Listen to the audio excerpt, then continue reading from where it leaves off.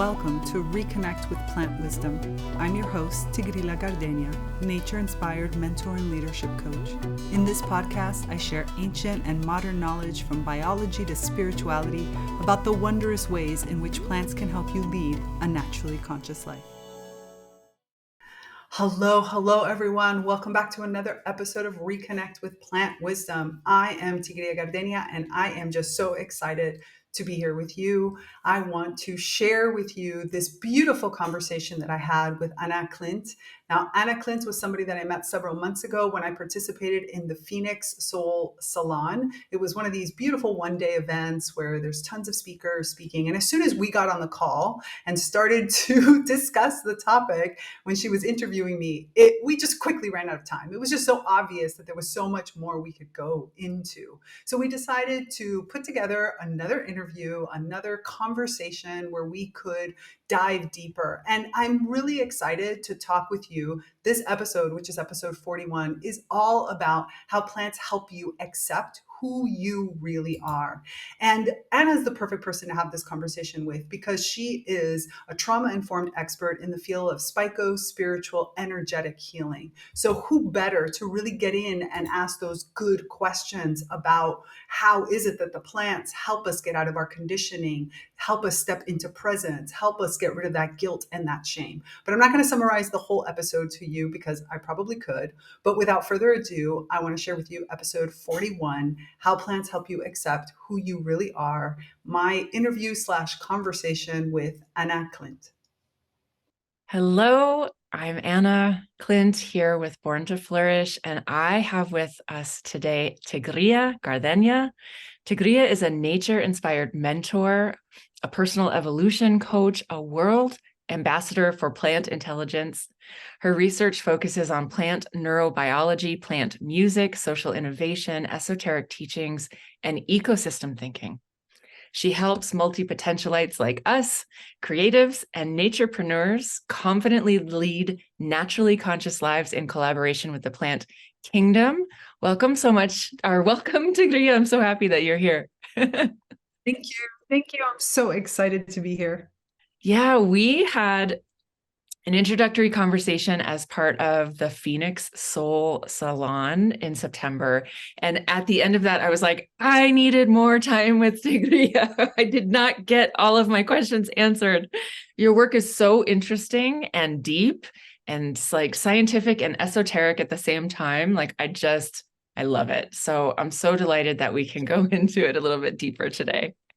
Me too. I'm excited. I'm excited to see where the conversation goes. Yeah. One of the things that you had brought up that we didn't actually, I don't think we really went into, or at least we didn't get into the weeds with it, as I like to say, and we love our weeds here in the nature community. We love our weeds. But there's this idea, I do a lot of trauma healing work, and a big piece around trauma is that we lose connection to our authentic self. And we don't know how to be authentically ourselves in the world. And this is like a fundamental aspect of being able to live full, whole, purposeful lives where we're fully engaged, is being able to reclaim that authenticity. And you said something that I really want to get into, which is like how plants help us accept who we really are, like intrinsically are. And then from that place, step into more expansive ways of thinking and being. I want to know all about that. So it's a fantastic, and there is a lot there because we have to understand that most of the time, the reason that we don't really get into our authentic self, it's not a conscious choice. It's most likely a conditioning. Right. And so I live in Damanhur. It's one of the largest spiritual eco communities in the world, part of the esoteric school here. And a big school of thought is the idea that we have three main rivers of conditioning that we have. We have the river of our education. All good intentions, but they teach us how to do things. We have the rivers connected to our family, what are the traditions? What do our families teach us is right and wrong? What is respectful and disrespectful? All kinds of aspects of this. And then the third one is our social, cultural norms, right? Where we are coming from, where do we live, and all those aspects. And these all have been kind of imposed on us with the idea that this is the way that we, how shall I say, this is the way we understand the world, right? We understand the world through these, and this is the way we interact with the world. The problem is that going down these rivers means I never learned to listen to myself. There is no class that we get told and that we get taught in school of how to trust your gut. You don't do mathematics saying, what is the best way for me to apply my own way of thinking to the math problem? We're taught that you're supposed to do 1 + 1 = 2, and these are the things that we do. So all of these well-intentioned conditioning means we're completely disconnected from who we are. So how can we actually be authentic when that happens? Add on top of that the trauma, the being called weird, all the other aspects that reinforce those conditionings. And that's what makes it really hard. The thing about the plant world is that those types of conditionings don't really exist because a plant constantly has to adapt to the conditions in which they are. So most of the plants that you have inside your home, for example, were plants that originally came from tropical environments or for completely different environments from the one in which they live in right now. They've had to adapt or else they die. And so that fact that being sessile, not being able to run away, not being able to get away, I mean, our legs seem like a huge benefit, but in reality, it's actually a hindrance because it means we have been taught to run away from our problems, from run away from things that are difficult. So the plants really, first and foremost, on one level, help us understand that an ecosystem is not made from individuals that are hard-coded to those rules or to those functions. It's made from a series of individuals that come into an environment, start to carry out their normal functions. And then if those functions don't work, look around and say, well, what's happening in this environment? Why is this not working? And what do I need to modify? So even first as a model, then plants act as an amazing model to help us see that, oh, wait a minute, I need to take whatever I was taught.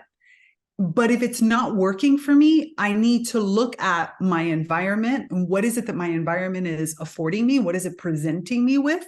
And how does what I have been taught clash with that? And where do I make modifications? And this doesn't mean that anybody was wrong. Your parents weren't wrong. My grandmother once said something to me extremely powerful that I never forgot, which is we were talking about gay marriage or something like that. And my grandmother looked at me and she says, you have to understand, in order for me to believe that being gay is okay, I have to believe that my mother was wrong. That's a powerful statement. That's a recognition that the river is there. It came from a right or wrong that your parents taught you. And am I dishonoring my parents by modifying my thought process? And so for some people, that's extremely difficult. Where plants help us see that in the natural world, when we're back into our natural self, it's okay to modify our way of being from the way that our parents were, because that is what's most suited and adapted for the environment. And it's also moving forward. So that's one aspect. The other aspect is that plants also give us the elements that we need in order to do this. So they provide for us not just a model, but also the kind of mentorship or the kind of it's the right word I'm looking for, the conditions in order for me to do this. So when you go and you immerse yourself in a natural environment, whatever way that might be, that could be going through a park in your neighborhood and just losing yourself in the sounds of the birds and in the plants and in everything that's happening, or even just sitting down outside and staring at the grass for a while, or, spending some time with one of the houseplants you live with and being with them. There are a whole series of chemical interactions as well as other types of interactions that happen that naturally help me lower my stress. So work on that low level fear, get through, kind of get me out of the depression fog and find clarity improve my cognitive abilities. Like there's a whole series of scientifically marked experiments that help us understand that immersing ourselves in natural environments really leads to more positive mental health. So when Mm-hmm. I'm moving towards positive mental health, I feel safer. I Right. feel taken care of. And I can then allow myself to see what's happening in front of me with better eyes. I'm Mm-hmm. not operating from a place of fear. I'm operating instead from the ability of saying, what's going on?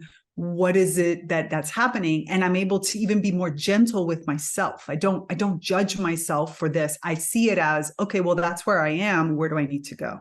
So Mm-hmm. that's another way. And the last way that I'll mention, I mean, there's so many others, but I'll mention that is also the aspect that when we allow ourselves to enter into that deep relationship with plants, besides the fact of, I won't even go into the whole communicating with plants, because once you start communicating with plants, they, can really help you see things from a different perspective. But even not even getting there, there's the entire aspect that when I allow myself to connect in that way, I immediately am wrapped into the present. It's Right. almost like most of the time we as humans live or in the nostalgia of the past, which Mm-hmm. is where a lot of things have happened, or in the anticipation of what's going to happen in the future. Right. When I'm working that closely with a plant, it's almost impossible for you to do that Mm-hmm. because plants grow so slow that Right. you sort of can't. Yeah, sure, I can remember when you were tiny, but you don't live there. You're kind of like, oh, look at who you are today. Right. And there's this entire aspect of presence that naturally happens. Mm-hmm. And that's where you can, again, be more authentic with yourself because you are bumped into the presence. And so you're not worrying about who you've been and you're not worrying about who you've become, but you start to sit with who you are, which honestly, we do very little. Like, We do very little we of that. really don't. We judge who we've been. We think Mm-hmm. about who we want to become, but we Mm-hmm. don't spend a lot of time in a non-attached way of saying, Right. okay, but this is who I am right now. And sure, it's not all perfect, but it's what I have. And therefore, I'm going to just find that way to be okay with it Mm-hmm. and to sit in that. And that allows me then to start to emerge out in a way that is more true to who I am. Like I can, again, see those rivers and I can see where they're coming and I can see where they've brought me. And then I can say to myself, okay, well, this river over here, I don't even know if it's good or bad. Like, it's not that you automatically know this is not good for me, but sometimes you don't even really know if it is. So you have to sort of give yourself permission to get out of that and say, I'm going to test this. I'm Yeah. going to try something completely new and see what happens. Like, do I really know what I like to eat? Or was I just eating what my parents do I really want to eat at that time? Like, Right. do I have to eat breakfast or is that just something my parents taught me to do Right. Totally. or my society? Yeah. There's something coming through really strongly, especially around like the first point, right? After you were talking about the three rivers of conditioning and this notion that the plant, being with the plants and engaging with them is a space that is free from shame and blame and self-criticism, self-denial, and Yep. coming back into this presence of, so often, especially in the transformational community, we talk so much about who we're becoming as if that is something that is separate from who we are right now, as if Right. like what we are and who we are now is not good enough and that we have to become something else. And so when we're getting, as we're extracting ourselves from those rivers of conditioning, we have a tendency to feel shame about it. Like, oh, I'm not doing it the way so-and-so says that I should, or I was taught, or et cetera. And it's so inherent, and shame and authenticity cannot like coexist together. And Right. so I just love this idea that you're bringing forward around like asking, right now I'm looking out at how the wind is like moving the juniper tree in my backyard. And I'm just like, the motion of it is kind of enthralling. And then I'm about to lose my train of thought because I'm so present with it. Yep. Yes. And That's this it. idea That's about it. this present moment right here, right now, I think presence itself takes you out of that river of conditioning when we can really land into it. And I love, love, love, love, love this. The first time I connected with a plant and actually received a response, I got chills. It is such an invigorating sensation when you break through like that and realize just how connected we are and that we are nature. As a nature inspired mentor myself, I was super excited to stumble upon the Shift Network and its mission to empower a global network of evolutionary change agents. Talk about my kind of movement. There are so many inspiring thought leaders, healers, empaths, and other visionaries all under one roof, each with an individual and collective mission to help you reawaken and co create a just and prosperous world. Now, check out the show notes, click on the link, and learn more about the Shift Network. Consider enrolling even in a course or two. They are the perfect complement to your evolving naturally conscious life. I hope you enjoy what you find in the Shift Network and come back to the naturally conscious community and let us know all about what you're learning and exploring. I agree. Yeah, and I do think it's so important to recognize that the shame, the feeling like again something is wrong, those such it's so strong, especially in some cultures, and we cannot deny the cultural aspects of it because that's where it comes from. So we need to then remember, okay, wait a minute, I am a being of nature. And like it was interesting if you watch yourself when you were watching the juniper, right? When anybody who's watching the video can like rewind really quick and look, you moved like it, right? You Yeah. entered into that relationship. And that also gave you the opportunity to feel your body in a different way. And Yeah. that's exactly what happens, right? If I'm looking at how a blade of grass, Try wow, saying that that L in 10 the times middle. fast. Yeah, exactly. Like how that is. And then you start to see, wait a minute, no grass is ever just that one kind of grass unless it's artificial. But if not, it's actually tons of other little types of grasses. And wait, look at the diversity that's happening here. And you start to follow that. And then you start to recognize it inside yourself Mhm. because we are all nature. I mean, we have to remember that we have three ways to be with nature. One, we can observe nature. So it's the idea of observing the environment around me. Two, I can participate in nature. I can do things with the natural environment. The third is the most important. I am nature. And I Right. have to remember that I am in there. And in an ecosystem, that shaming doesn't exist. That Exactly. idea that anything that you do is wrong, it's all a test. It's all experiments. It's all the way that we explore the world. It's all the way we evolve. And evolution isn't a thing I'm always striving for. Evolution is a thing that's happening in the now. And I think that that's the other part of it. I don't use transformation as a word as much because transformation to me oftentimes implies a future. Mhm. Evolution is always happening. Nature is always evolving. I am always evolving. The way I'm having this conversation with you, if you were to ask me this question again tomorrow, my answer would be different because I am evolving. I'm taking in more things. I'm Yeah. saying it in a different way. I've had different experiences throughout it.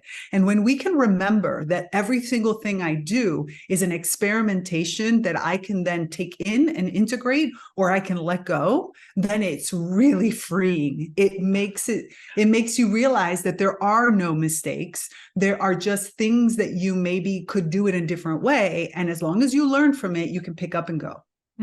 I love that. That we are in this evolutionary process. That really resonates so strongly. And I love that. I'm curious, like one of the things that you talk about are soul archetypes and our Mhm. soul's mission. In the context of what we've already been talking about, like how does the authenticity that this, like self-knowledge, um, like being with plants allows us to have a certain kind of a mirror that we don't necessarily have, even with people who know us really well, or even with our coaches or Right. healers or whatever.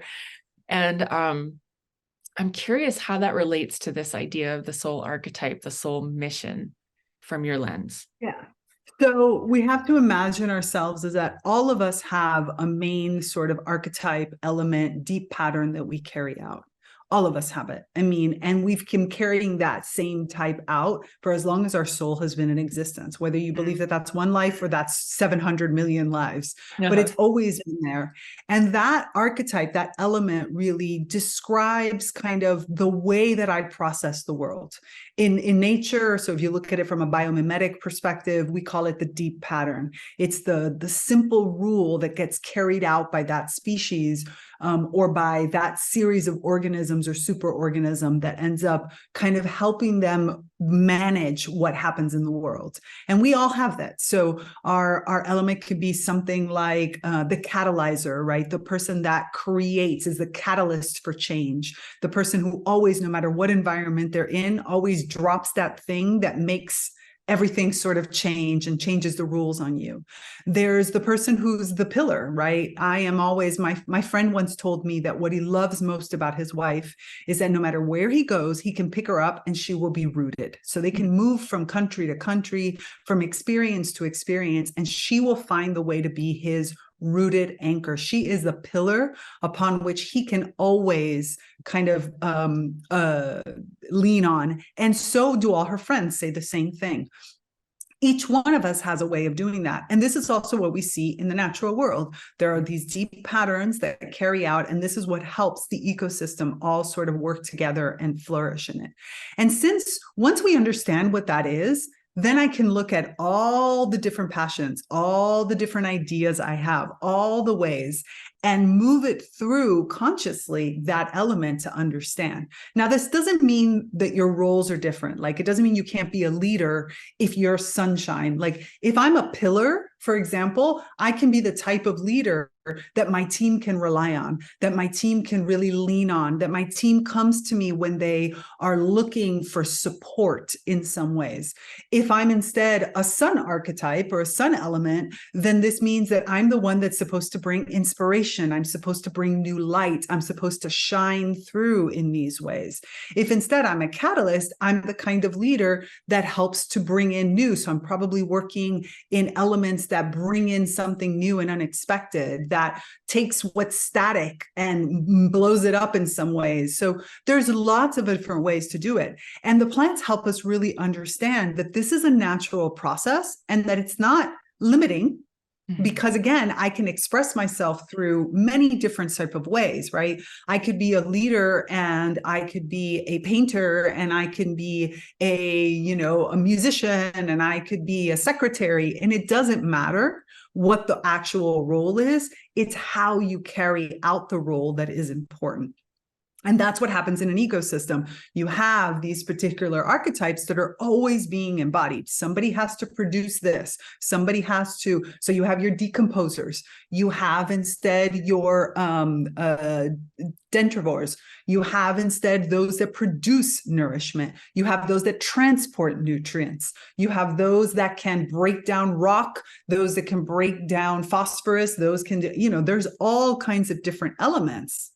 And that helps us better understand that my place or my way of doing things is not reliant on whatever passion I'm doing. I can change from one passion to another. What it is, though, is the way I carry it out allows me to really be me, because it allows me to express myself more fully. So going back to the authentic self, when I recognize my element, when I recognize who I really am, what are my patterns and what is my natural way of doing things, now I'm expansive, because I can take in any input and pass it through that filter and have it come out as something spectacular, because that is what I was here to do. That is what allows my soul to carry out the overall mission that it's doing. And each life, I get to do it from a different purpose, with a different set of tools, with a different set of characteristics and traits and personalities and passions and all these things, but they go through the same engine. And life by life, I am improving my engine. I'm refining it. I'm making it more clear. I'm being able to use it more efficiently. That's amazing. What is your soul archetype? It's a good question. So, I'm still working on identifying all the elements of it Yeah. because I'm kind of seem to be some sort of hybrid, which is weird, and that's why I'm like working it. I am very, very good. How do I say? I'm an organizer and a big picture organizer. Like I Yeah. can see what the big picture is Uh-huh. and distill it down to the elements that are most important. So Mm-hmm. that's a really big part of something I have always done. So I've done it as a project manager, I've done it as an event producer, I've done it as a teacher. I'm really great at helping you sort of understand the big picture and then distilling it into the individual things that have to be done in a very practical manner. So Mm-hmm. in this lifetime, it comes through in practicalities, like, but not, how do I say this? It's not about a task list. It's about really seeing the elements that make up the whole. Yeah, I'm picturing a big tree canopy, all of the leaves, and then the small branches coming to larger branches, coming to larger branches, Yeah, coming to the synthesis of the. Uh, that's so cool. exactly. Exactly. And that's it.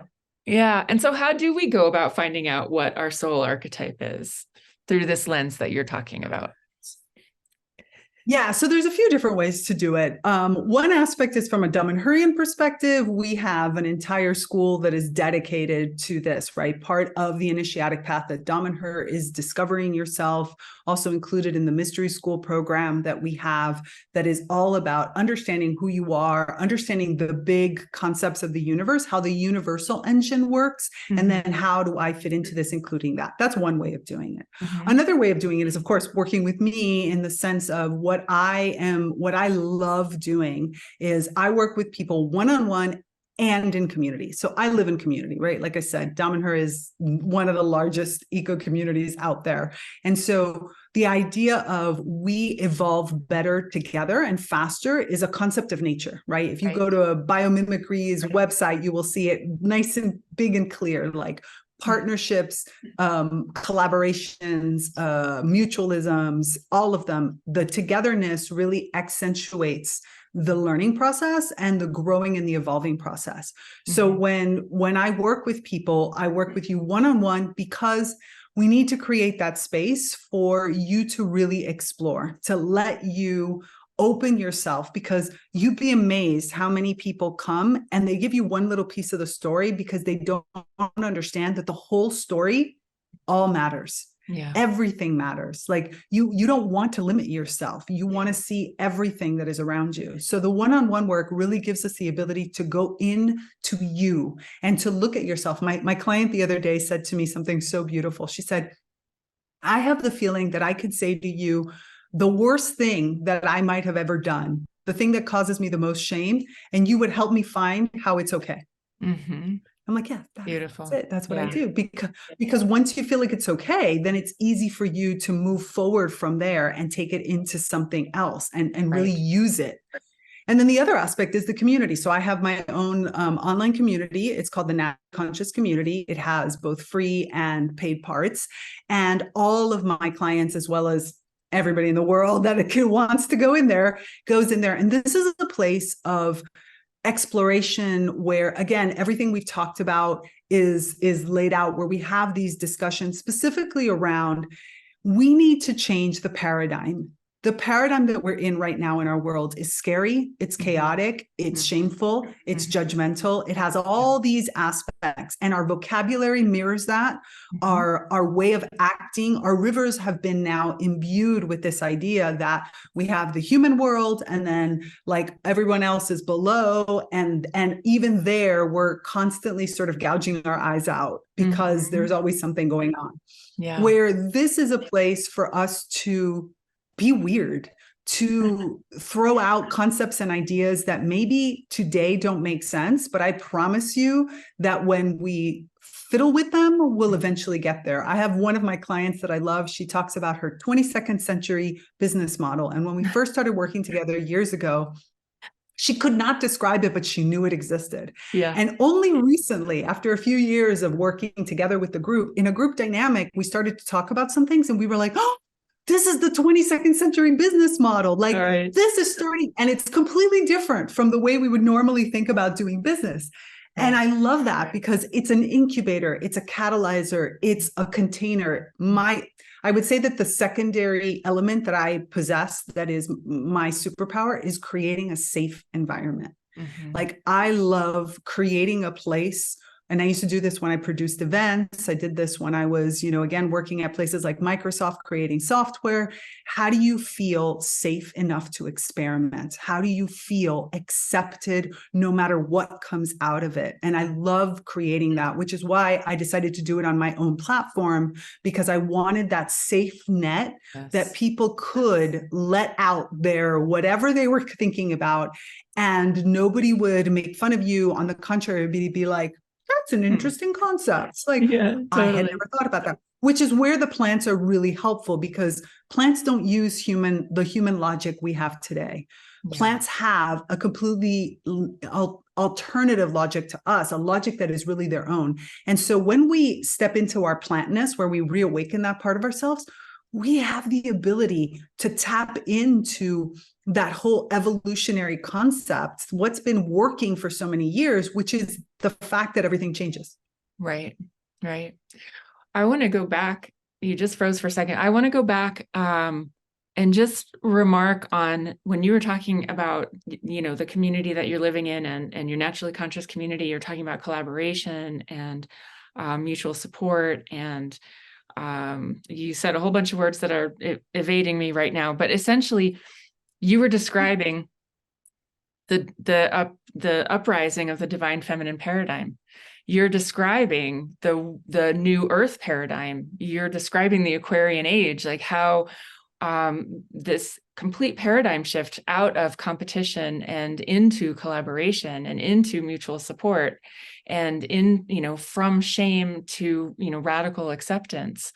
Just want to make that note there. Like this is really paralleling what is a lot of us in my community and others are talking about in terms of, and pardon me for that, I don't know if you heard it, but my timer went off.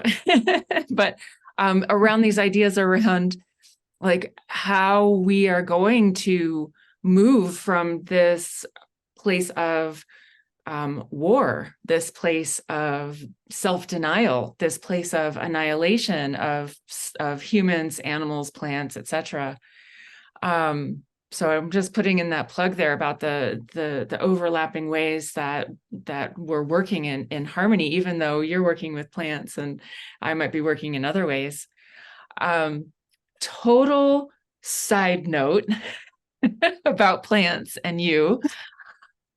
What is your relationship when it comes to eating plants or using plants as wise medicine, herbal medicine? I'm curious, like, how you relate to plants in that way.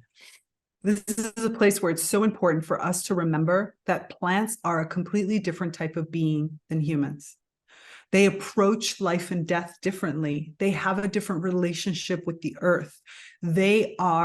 They provide food and nourishment. They are, their photosynthesis is exactly that, as a pillar for our entire world in which to create what is necessary to nourish others. And this happens both spiritually, emotionally, physically. And so eating plants is not about should I or shouldn't I eat plants. It's about balance. It's about harmony. It's about flow. It's about reciprocity. The idea of how much can I eat? And that was interesting because I have body dysmorphia. I've had lots of situations with weight and body things and shame and such for many parts of my life. Mm. And this work with plants has fundamentally shifted that, That's because I now don't have to think about dieting. mm-hmm. I eat Mm-hmm. based on a relationship. Therefore, I try not to take too much, Yeah. and I try to give back. I try to listen to my body so that I fundamentally believe that if everybody ate based on listening to their body, we Yes. would have enough food to go around. Totally. If we understood better how to create a relationship with our food, we would not have the gorging that happens. So we wouldn't have both the health problems that we have, but we also wouldn't have a lot of the agricultural and mass agriculture problems that we have. So so for me, the eating part is part of the cycle of life, right? You see it in all aspects of the natural world. You see lots of species that eat plants, and yet they live and thrive and flourish.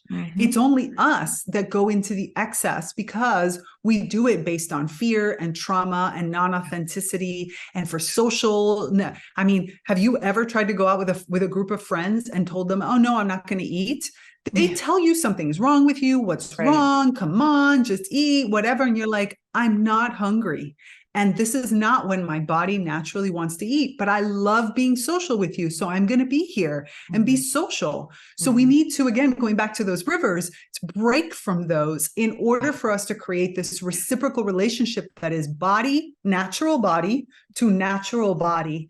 And then I will know how much to eat in order to create that flow and in order to ensure that both of our species are nourished and survive and grow. Yeah, beautiful. I love that. I love that so much. Yeah. And it took a while to get there to that part because it was like, what is happening here? Well, and again, it's going back to the shame piece. Those rivers are so imbued with shame.